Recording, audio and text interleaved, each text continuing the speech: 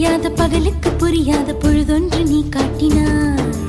இதயத்தில் நீ இருப்பதனால் நான் தூங்கும் நேரத்தில் என்னுள்ளே தூங்காமல் நெஞ்சுக்குள் வாயாடினாய்.